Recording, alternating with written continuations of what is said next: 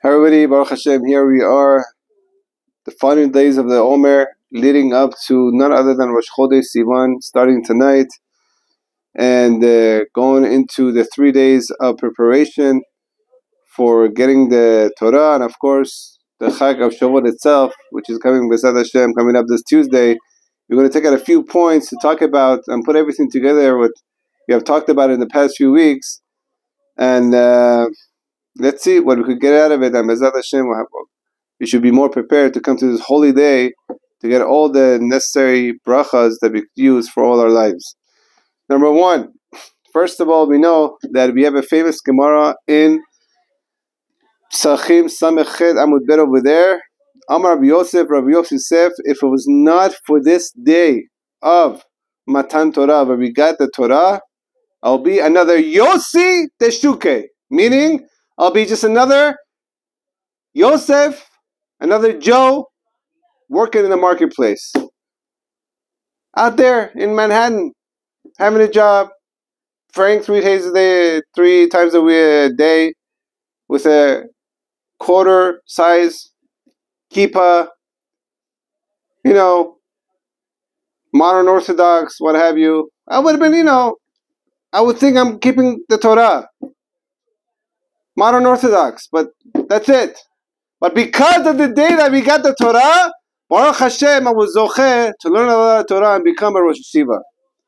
Now, the question is, why, out of all the Tanaim HaKadoshim that we have in the Gemara and all the Amoraim, why is it that Rav Yosef is the one that came and told us about, if it wasn't for the day of the Matan Torah, Shavuot, I'd be just another worker in the marketplace? A lot of answers to this, but one of the answers that I found looking around, it's from Keilat Yitzchak, and he explains it like this. Rav Yosef, as we know, he was blind. Not originally blind, but he became blind later in his life, Barminan. But before that, he had learned a lot of Torah, and he had a very good memory. So much that he had all the Mishnah and Braitot by heart. But, unfortunately, he became sick, and he lost all of his memory. He lost all of his Torah.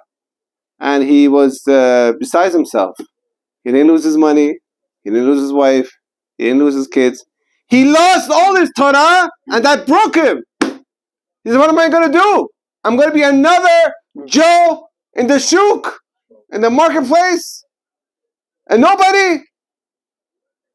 I lost all my Torah. What's going to be?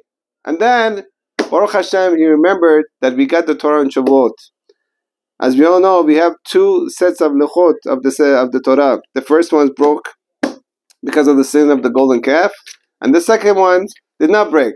But it says in the Gemara, even the first broken tablets are in the Aron HaKodesh together with the unbroken tablets. And he learned from that, Rabbi Yosef, that even though it was broken, it has still the same kedusha of holiness, and it could get back up and take the broken pieces and become whole again. Like it has the second tablets of the hole in the Aron HaBrit. He learned from that, when a Jew falls down and breaks, he could get back up and become even greater than he was. He did not let the Yetzer Hara, the evil inclination, get him down. That is the biggest job and the trick of the Yetzer Hara. When a person sins and falls down, he says, you're down, stay down. It's over. Might as well keep going down. In that way, the next few years of your life, do all the averos you can, because you're not there anymore. You're not pure anymore. You're not the son of you're not the chosen one anymore. Hashem has changed the Jews from some other nation. All the garbage that we hear today. No. God will never give up on every single person, especially a Jew. And it's not whether you fall down, it's whether you get back up. And that's what Rabbi Yosef did. Not only got back up, he became the Rosh Yeshiva of all the Amoraim in his generation. Why?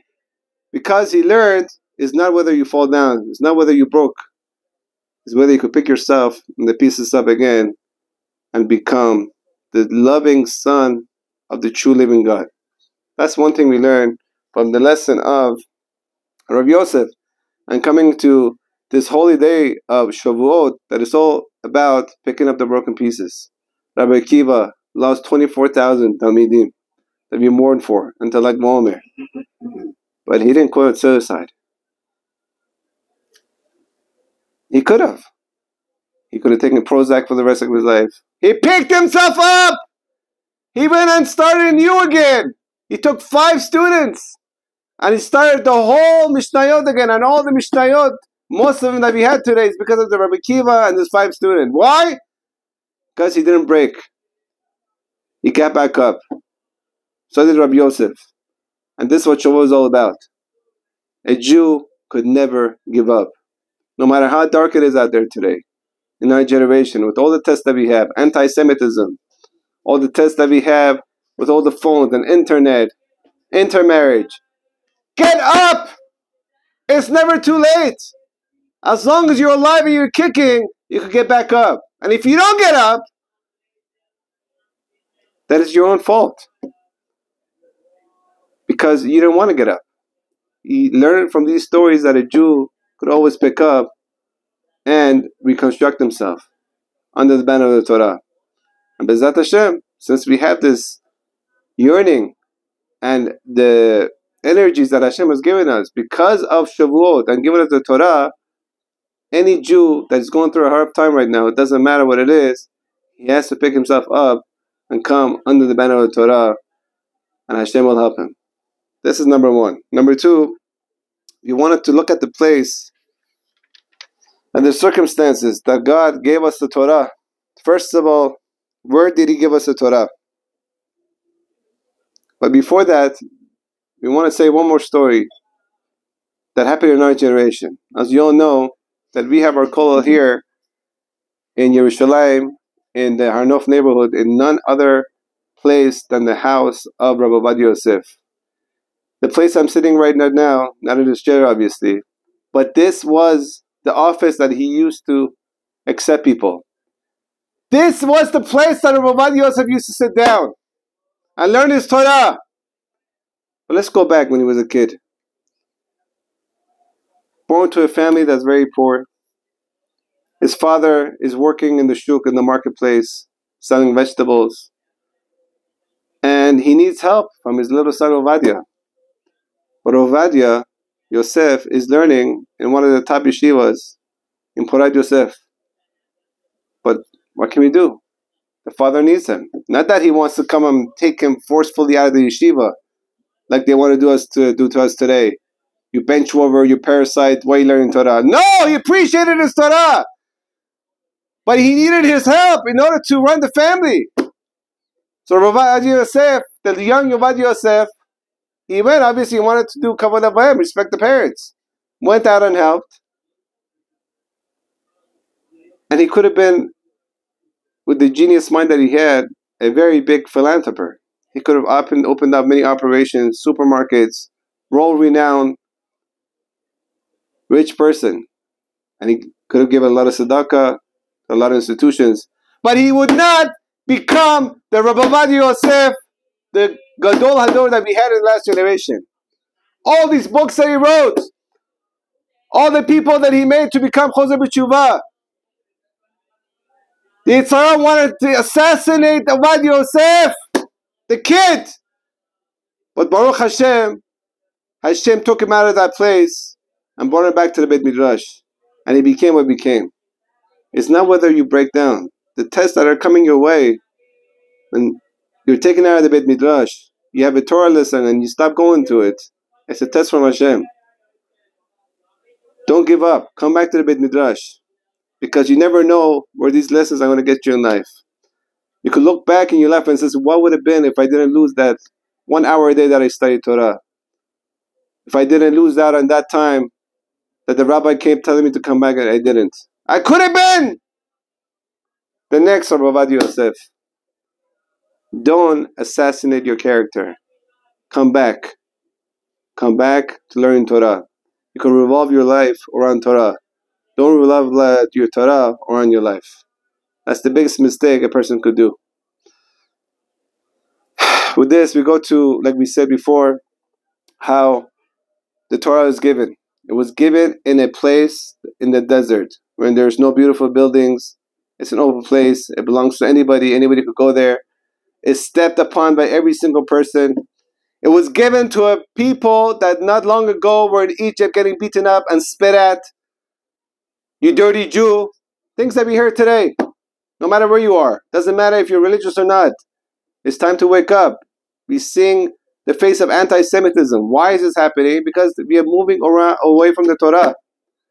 Back then they also had moved away from the Torah. But Hashem brought them back. He took us out of the Egypt and brought us to give us the Torah, give us the Torah. We're a downwritten person. In a downwritten area. In the lowest of the mountains, Har Sinai. What about the other mountains? The bigger mountains than this? All to teach that Hashem will give the Torah to a person who stepped over. Meaning, he's brought down his gava. He's not haughty. He's humble. That's where the Torah could go into. And when we came together, with one heart, as one man with one heart, Hashem says this is the time to give him the Torah. Because when there's unity and there's humbleness, and the fact that they look at me as their father and their king, and they respect me, this is the time to give them the Torah. Also, Hashem could have given us the Torah in a very nice, paramedic, in a beautiful Switzerland area, beautiful views, with some Mozart music in the background, a lot of love. But no, we hear a lot of brakim, laramim, a lot of noises. Everybody's scared. The Neshama left their bodies for twice. Why? Why all this fear factor? Because without fear and without respect, you cannot become a lover of God. A relationship cannot exist without respect. You can't jump from respecting to loving, because that love is not going to last. Whether it's a relationship we see between a man and a woman, if there's no respect there, the infatuation is going to be gone. When they're older and the physical features is not there anymore, but if the respect is there, the love is there. If there was no respect, it was all about physical attributions and it's all gone, then the love goes down the drain. So too, a relationship between a father and a son, father and a daughter, a mother and the children. If there's no respect for the kid that kids should have for the parents, and vice versa also, they could never become to love. Not like these psychologists, academics who say today, no, the children should call their father by their first name. Hey, Jack! Let's go out for a beer. Hey, Jessica! Let's go! No. Dad is dad and mom is mom. The respect has to be there. If not, we see what's going on in schools today. You see what's going on in families today. Down the drain. Keep the respect. God is teaching us without respect and fear, healthy fear, you can never come to love.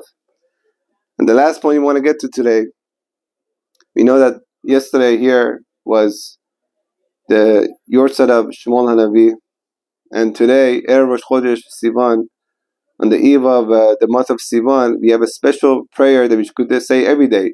But the person who wrote this tefillah, this prayer, the Shelema, which he didn't write it, but because he was mefarsim it and he brought it about in his book, it was actually written by Rabbi Ephraim Cohen. So we say this prayer on the eve of the month that we accepted and got the Torah in order to pray to have children, to go in the ways of Hashem, and when we have the children already, to continue praying for them that they should go in the right way and not take a left turn and become a lefty, liberal, anti-God person, chas v'shalom, but to stay under the banner of the Torah. Why? What's the connection between these 2 days? We know that Hannah, the mother of the prophet Samuel, which was only the number 2 prophet to Moshe Rabbeinu in his greatness, she was barren for 19 years. She's praying left and right. Tears dripping down her eyes. Praying for a child. Relying on her husband that he will pray for her, but her husband, who has another wife and he's also a Sadiq, he says, don't worry, I have 10 kids. And Still, that I have 10 kids, my Torah is better than 10 kids for you. You don't want to worry about your Olam Haba, my Torah will save you. She says, no, I can't rely on him either. I want my own son from my own tears. And she prays so much, and she got a bracha from the Gadol Dor at that time, Eliyahu Cohen. Baruch Hashem, she was Zochet to Shmuel HaNavi. Okay, very nice. So stop praying. No, she keeps praying. 2 years later, when Shmuel HaNavi is brought to Eliyahu Cohen to learn by the biggest Chacham of the generation, to go in the ways of the Torah, he says a halacha in front of his Rav, which according to the Jewish law is Chayav Mitah. He's banned by the death penalty at that time. So Eliyahu Cohen comes to him and tells Chana, don't worry. The halacha is like this. I'll pray that you should have a son even greater than him. Chana agreed. No! Chana says, the biggest bracha, the biggest chacham cannot change the tears that I had for 19 years that I put in this child. My genes are in him. My tears are in him. All the tehillim that I said is for him. You could give me a blessing for a better child, bigger child. But all the neshama that I put for this child is not going to be there. What do we learn from this? The tears of a mother, the tears of a father. Much better to cry now than to cry later. When you're lighting that candle on Erev Shabbat, those candles, the mother and the father also, they should be praying, the tears coming down. Those tears are the ones that are going to give the child the ruchaniyut that it needs to get ready for this world. This bracha and that bracha is going to help. But if the tears are not coming down now, chas v'shalom will come down later. Why go through that tragedy? Let's cry now. Let's use today to pray for our kids, the ones that we have already and the ones that we're praying for to have more. And B'ezrat Hashem, with the tears of the father and the mother, when the kids are coming home from the yeshiva and the mother says, excuse me, my friend, I have to go. The father says, excuse me, I have to go. Why? Why do I have to leave? What's so important? My son just came home from yeshiva. I have to show him that he's worth everything in life. Why? Because he's bringing home the Torah. It's the poster child for Torah. Nothing else is important when my son and daughter come home from religious institutions. And when you say that in front of them, then you won that child for a lifetime. That's the biggest lesson. When they see how much important it is to the parents that I'm going to learn Torah, that I'm saving the world by learning Torah and saving all those soldiers in Gaza and against Hezbollah and every single thing that's going on out there. Without the Torah, there's no success. When they get that in their genes, then they know how important it is to live Torah, to live a Torah way of life. And they'll always pray, like Rabbi Yosef, that there should not be another Jew in the market. Shabbat Shalom Varach and Chag Sameach.